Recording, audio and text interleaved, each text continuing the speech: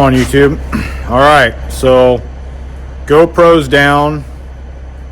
I went to use my iPhone the other day to do all of the video for the 96 Ford F-250 7.3 Powerstroke I bought with automatic transmission. Well, I videoed a lot of it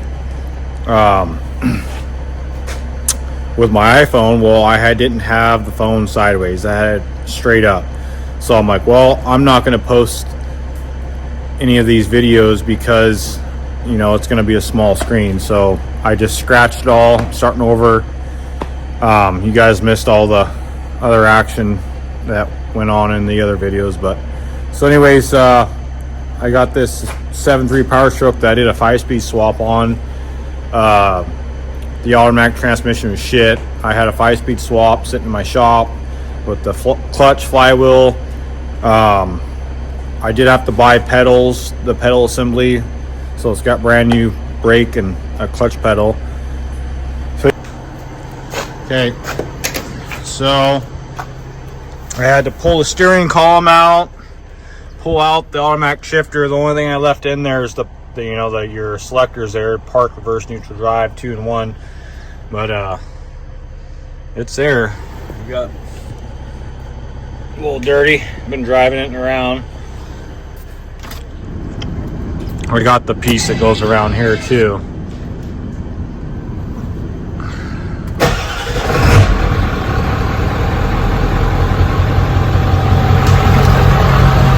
Well, just another project flip truck I bought.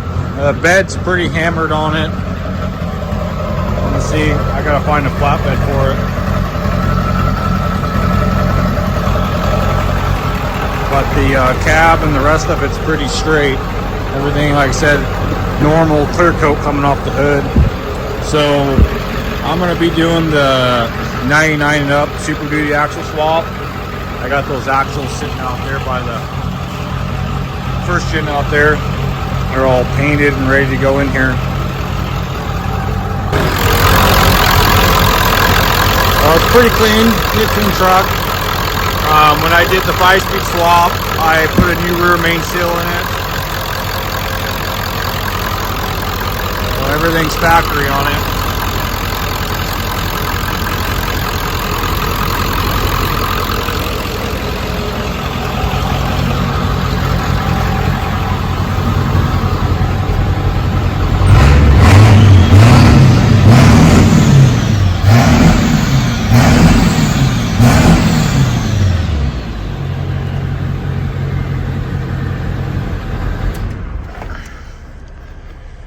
So yeah, it drives really nice, you guys. I did a pretty good job on it. Knocked it out in a couple days. Like I said, I videoed it all with the phone sit straight up and down. So I was kind of pissed off because there's a lot of good footage.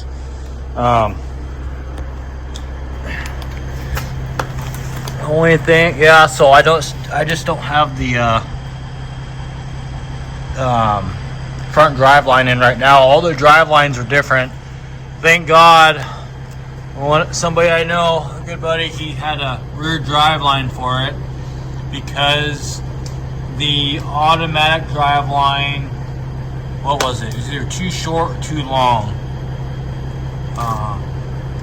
Yeah, the automatic wasn't long enough. So the 5-speed is shorter where the output shaft and everything's at. So none of those drive lines are going to work.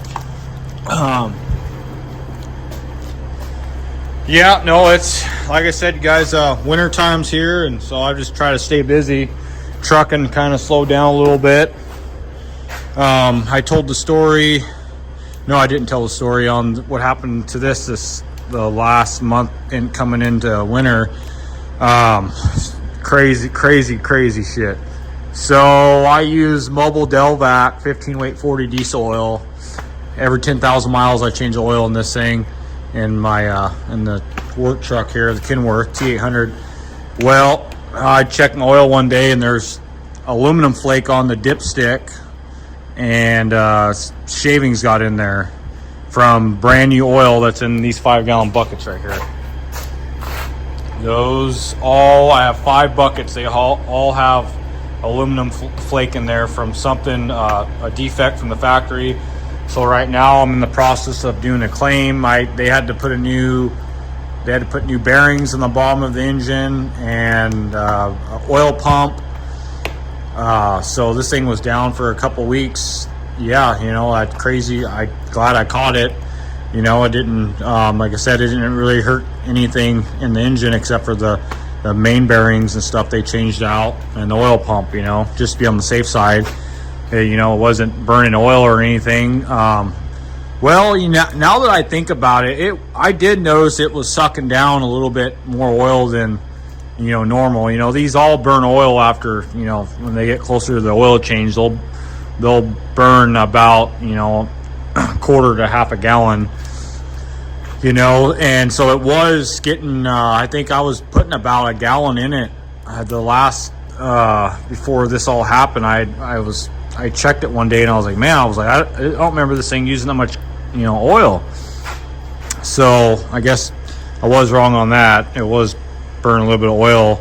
The bearings were eating it because all that shavings got in there. So yeah, so that was interesting to find out. So yeah, don't use mobile Delvac. Shit, I'm gonna switch over to Schaefer's for my pickups.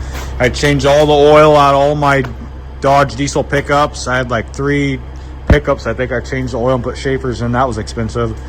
And then I had them put Dello back in this for right now until I figure out what I want to run. I might just say screw it and just keep running the Dello. But yeah, no, this thing's gonna get a flatbed put on it. You guys see this is all hammered right here. This is that, you know, it's been like this for a minute now. I've been getting trucks that the cabs are straight, the doors, fenders, well, except for the blue truck out there. That thing was a ranch truck. So, but most of the trucks I get, like the Powerstrokes and some of the Dodges, the beds are just freaking thrashed on them, you know. And so, the luck of me finding this color is it's like a pinkish maroon red, or I don't even know. I have to see what the color code is, but you know, the 3-tone, you know, you got your white and then down there. So the odds of finding a bed like that are pretty slim. So I'm better off just doing the flatbed on it. Oh yeah, we got the cab over out here. I haven't started it in a month, so letting the batteries charge up.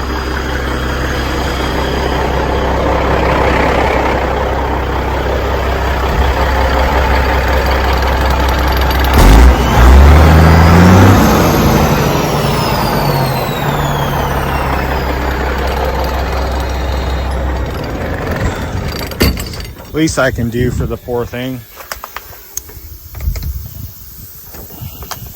And keep the batteries disconnected. At least keep everything all lubed up in the engine. So yeah, that's what's been going on, you guys. I just figured I'd do a little update video. I'll go over here and check out the Cummins Swap F100. I don't think I have a battery in there. But yeah, no, this thing runs and drives now. I got the pedals put in there, stick shift in there, put some bucket seats in there. I have a Peugeot. Oh, these are all the projects that my crazy ass decided to take on and do. I think I put this thing together in cab and bed, made mounts in like a week, 5 days. So show you guys a little sneak peek in here. I do have the doesn't have time to put it on, the bracket that goes right here for the hood latch.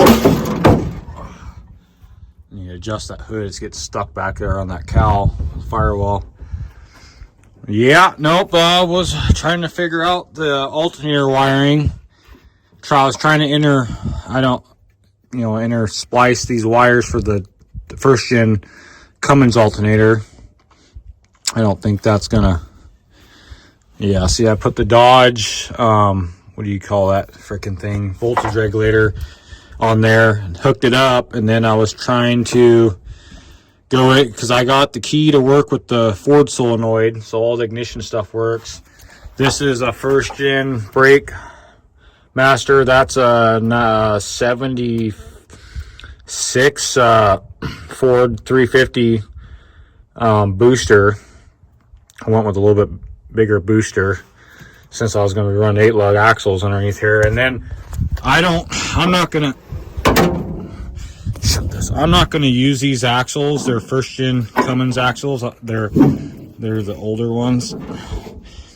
I think it's a Dana 61 underneath here. But I mean, they are just hammered. They need rebuilt.